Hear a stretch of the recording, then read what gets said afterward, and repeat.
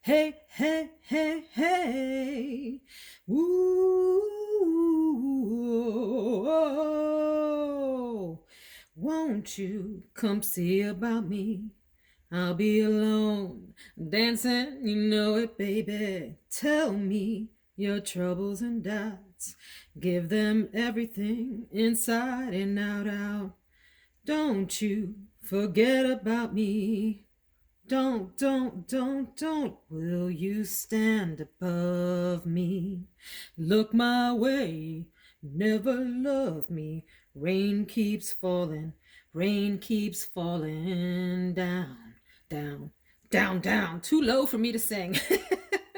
Hey everyone, this is Veronica. Welcome to my daily scent and makeup of the day video. It's 80s week here at Veronica Says, and today is Wednesday. Each day this week, I'll be sharing a perfume from the 80s that I wore to death and some memories associated with that perfume, as well as singing you some classic 80s song. I am an 80s kid through and through. I love the music of the 80s. I could listen to 80s playlists all day, all the genres that had songs in the 80s. There's so many. There are probably thousands of songs that I can think of that remind me of the 80s, as well as some power perfumes that became a big thing then. So today's fragrance, my friends, is Lauren by Ralph Lauren. Ah, look at that bottle.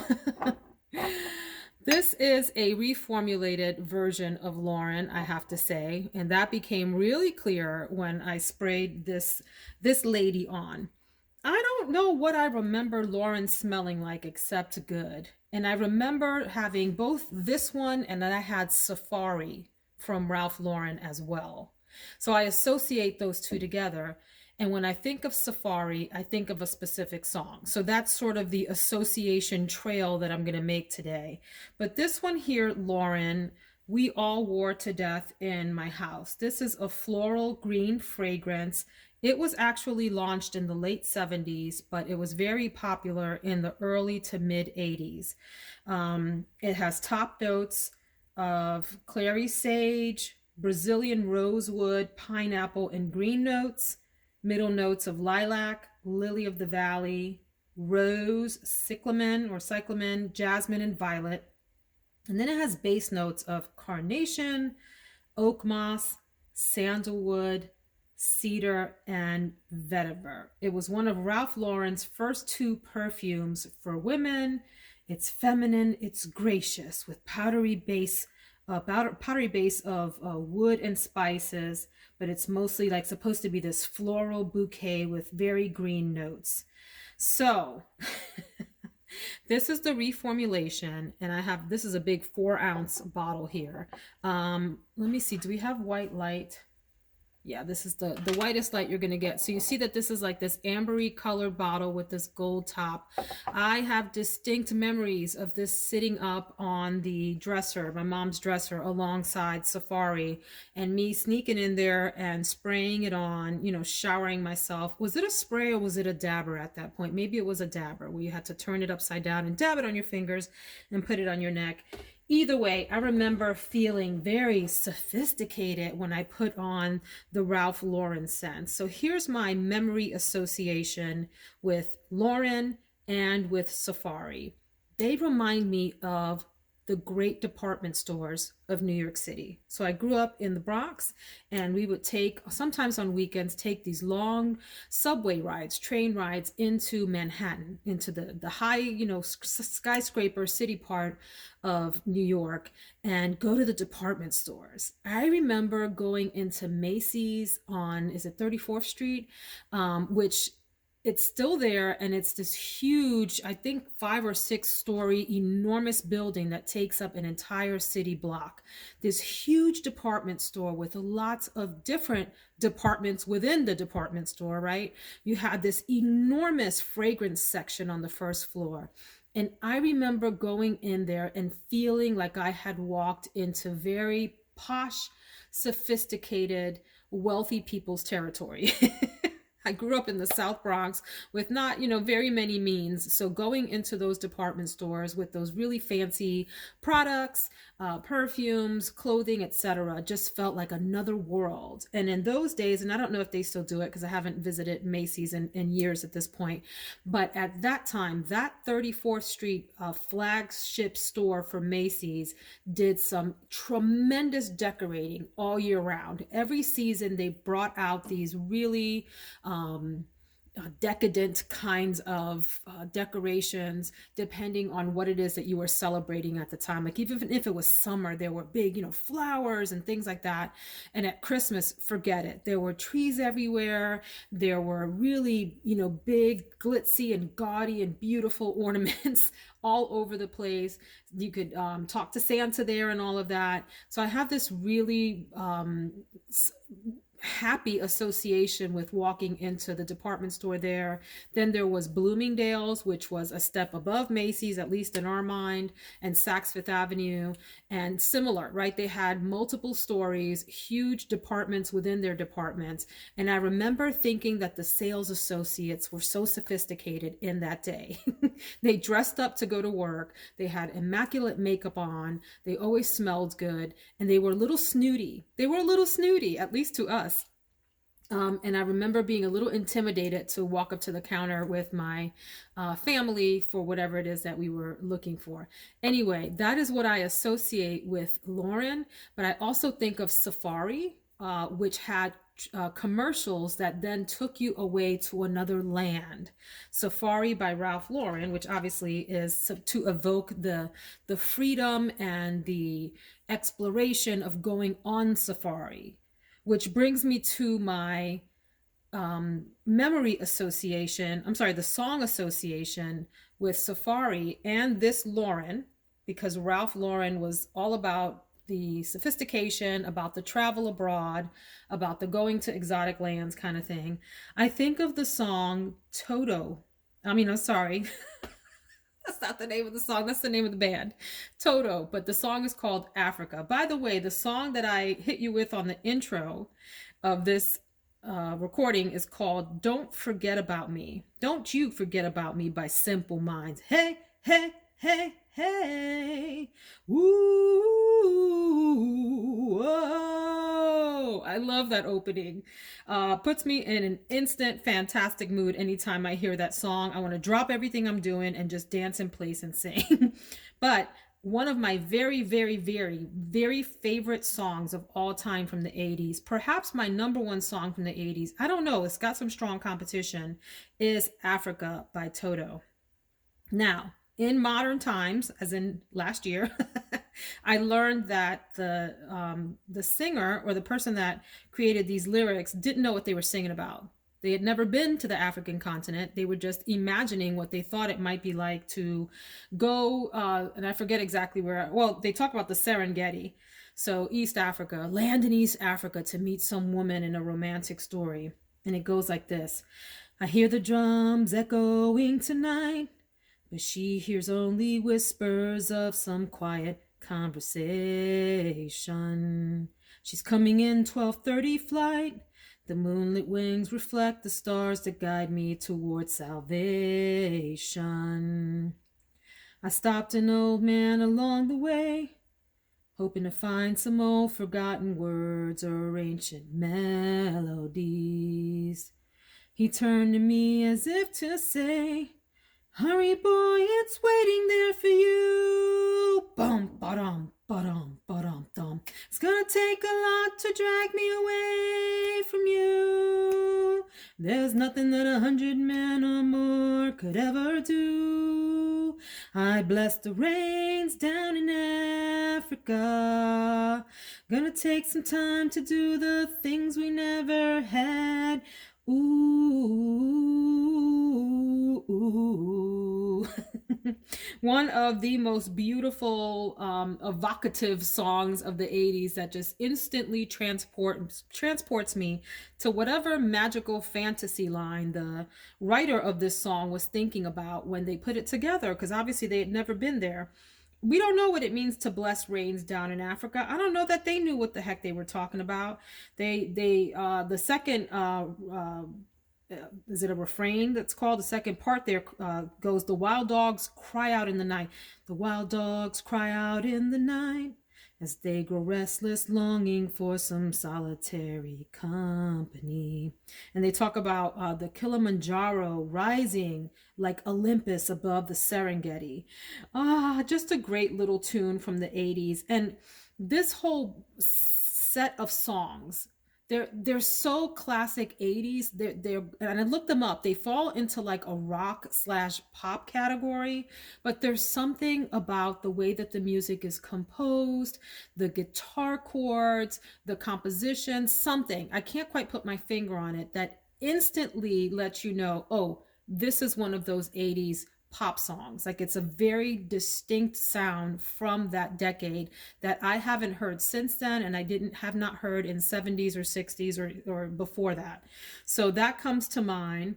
Also, another song in that same sort of category of really classic 80s songs that instantly transports me somewhere else, like Lauren is supposed to do, like Safari is supposed to do, is the song Don't Dream It's Over by Crowded House. And they have one of my favorite lines in a song ever, and it's the third line here about a deluge in a paper cup.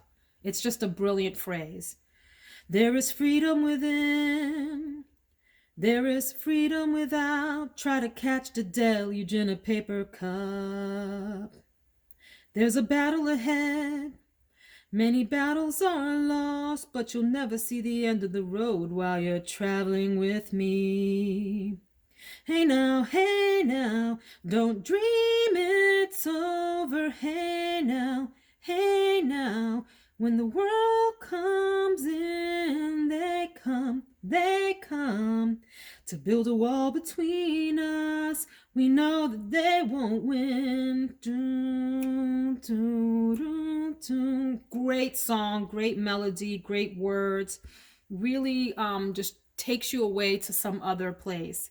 And then the another song, a third song, and then I'll stop singing to you guys and we'll talk about some makeup, that falls into this category that I wanted to share. And there are literally probably, I don't know, I could probably think of 100 songs that are in this very unique 80s pop category that I haven't heard the sound of since then.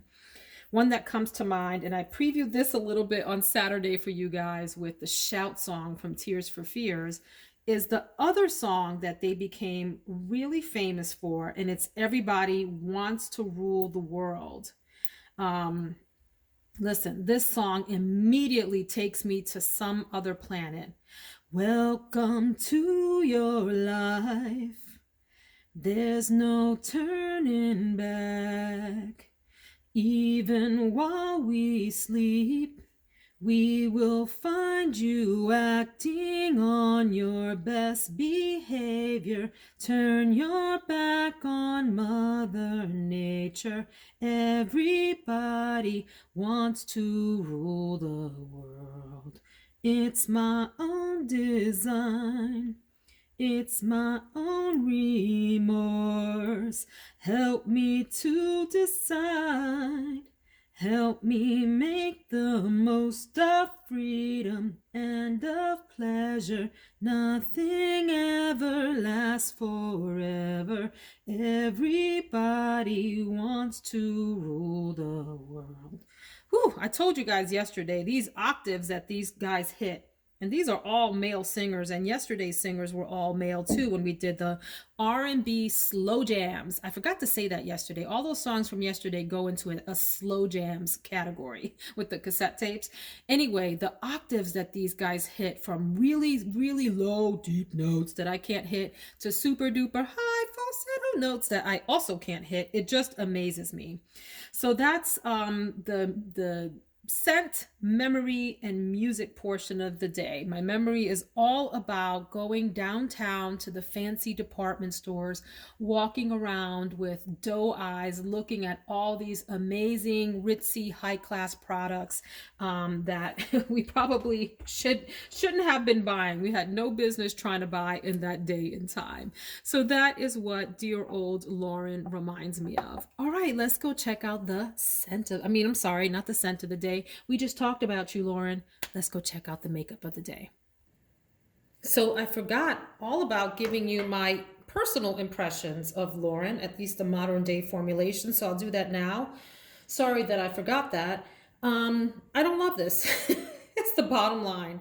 It's supposed to be a very green floral. I don't get much floral in it. I get some spicy green, and it reads weakly to me. It's like a cough drop to me, like a cough drop that doesn't have any fun flavoring. That's what it sort of reminds me of as I'm sniffing it.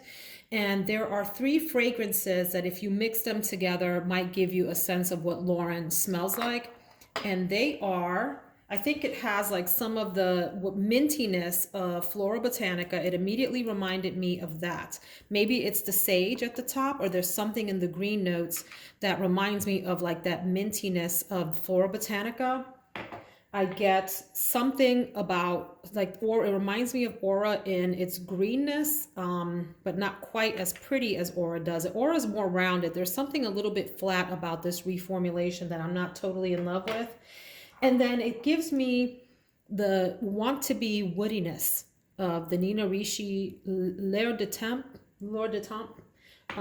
fragrance. So this is not one that I am going to repurchase. I will keep this for nostalgia's sake, and I will continue to work with it. You know how sometimes when you first spray a fragrance, you're like, yeah, I don't know.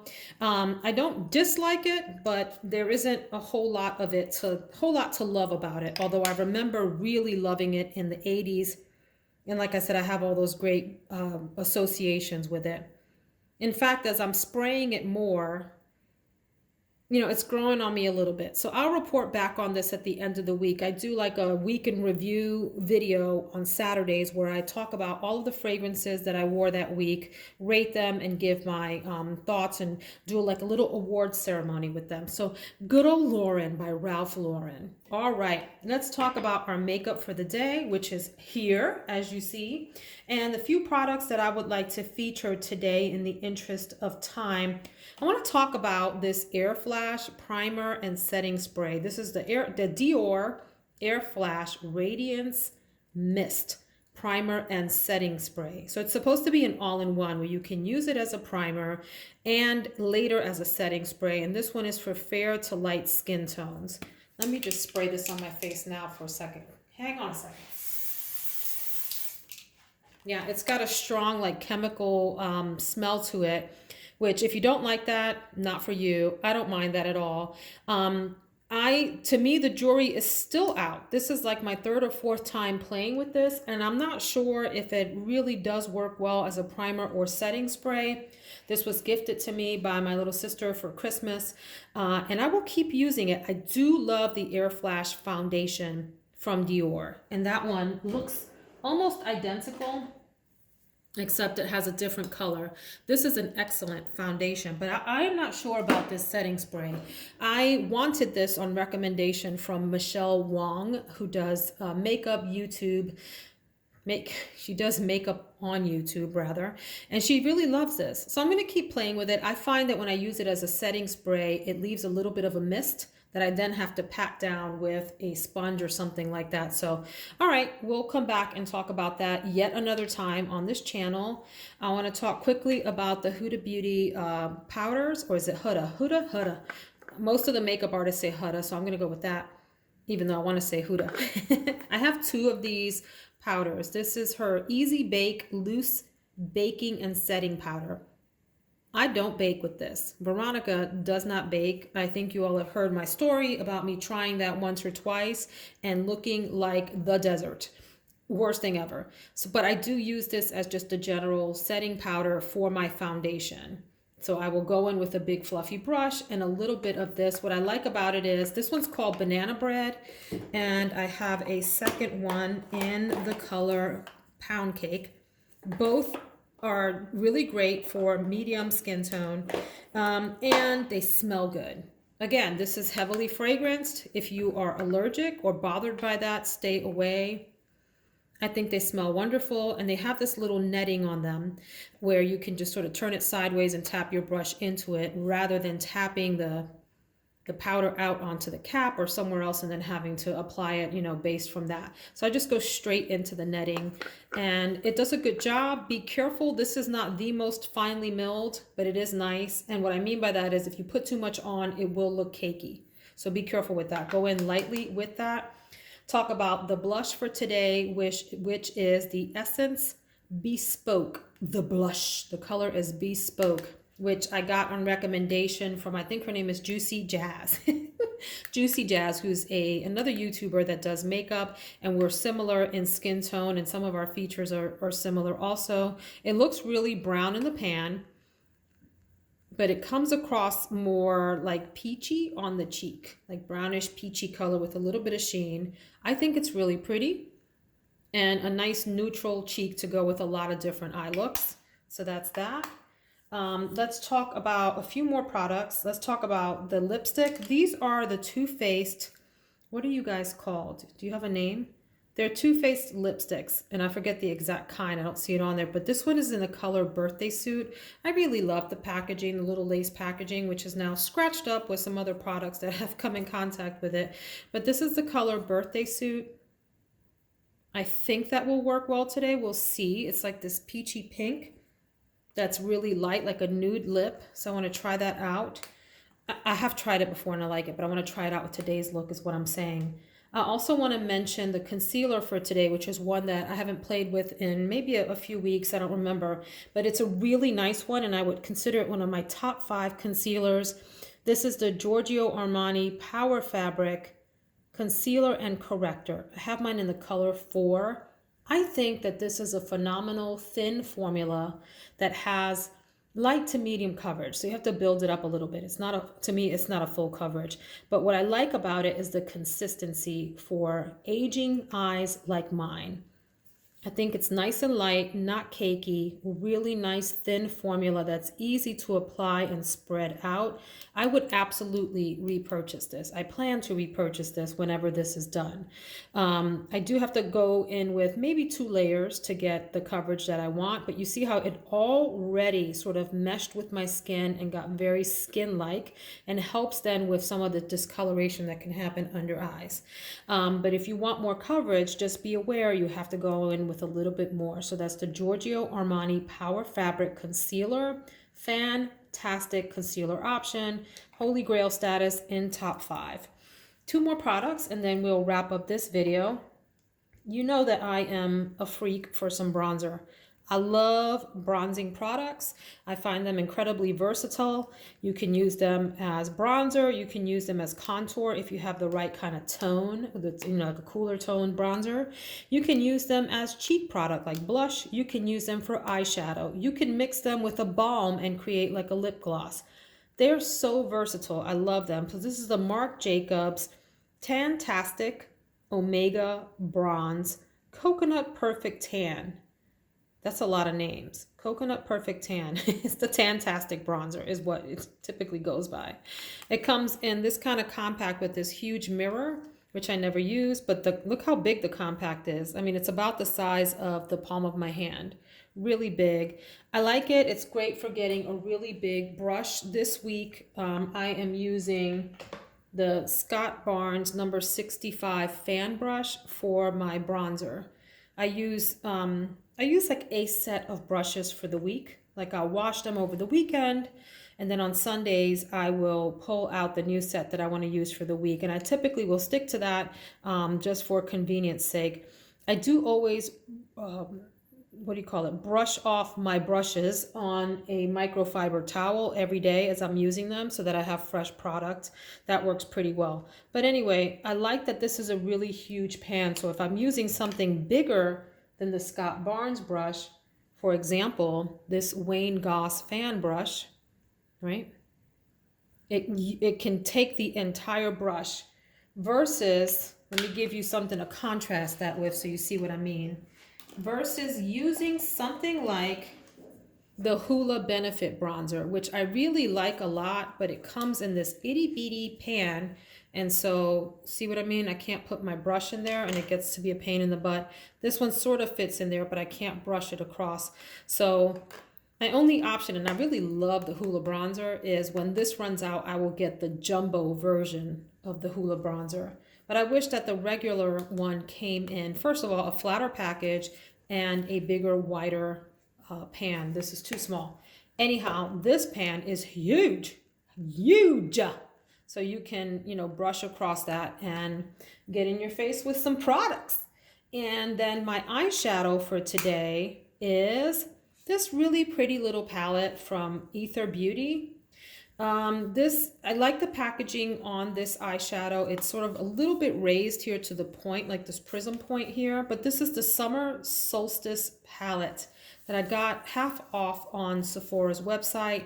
They have, I think, maybe 3 other palettes that 2 that look like this, and then a couple of other, I think 4 pan palettes. I love that it comes with this cute little what do you call this? Elastic. That's the name of it, Veronica. The elastic that goes around the base and holds it in place. It does not have a mirror, and I don't care about a mirror, but maybe you do. And it has some information about why they've removed the mirror and the magnets. They want to be more sustainable, so on and so forth. If that is something that is of importance to you, this is a fully recyclable palette and all that. So here are the colors, which is a nice neutral-ish color story that leans warm. I haven't really had problems with these. They blend out nicely. They're very finely milled and they go on well. The only concern, if I did have an issue, is they do fade slightly during the day. So these are not shadows that I would grab for to go into the night. They're also softer. Let me show you what I mean. They are softer on the eyes than they appear in the pan, and that's not a problem. Like, some people really just want a softer eye look, and if you're one of those people, this might be a good palette choice for you. But if you like something more pigmented, something more pronounced, something more in your face, you might not like this. Let me swatch over here. Nice, pretty matte color there. The color, that's the color balance. Here is Amber. Here is Solstice. See how that one is? It's just a really soft color. It's nice. It's very nice on the eye. Okay, but nothing to like brag or write home about. And Ruby over here. Also just a really nice tone. These tones work well for my eyes. And let's do Solar Eclipse down here. As I'm swatching them, they're really soft on the finger, which is something I really like. Here's Midsummer. You guys, I've talked about this in another video. If you like weird horror movies, check out Midsummer. And it's spelled, the summer has an O. Midsummer. And then the E is an A, right? Midsummer. And it takes place in one of the Scandinavian countries. I want to say Sweden or Finland. Well, it starts in the US. And then the group goes over there for a vacation, and then weird things start to happen. If you watched it, leave me a comment and tell me what you thought. My husband and I watched it one weekend. We didn't know what we were getting ourselves into, and we were completely freaked out by the movie. And here he is. Do you remember Midsummer, the movie? Yes. I'm talking about, so this palette is called Summer Solstice. And I'm saying yeah. So he just did a sound from the movie, and I won't ruin it for you, but if you heard him, he went, whoo. And if you know what I'm talking about, drop a note in the comments.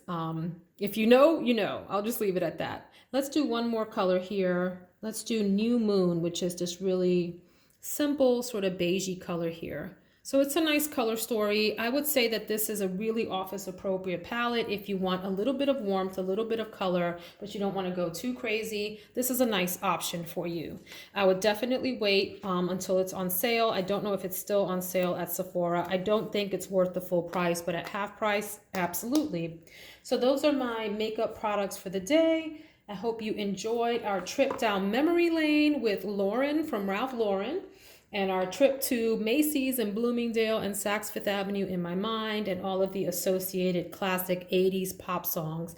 If you want to come back to see some more, go ahead and hit that subscribe button so that my videos pop up in your news feed. And we'll be back tomorrow for another 80s fragrance and some more 80s memories. Have a great day, everyone. Take care.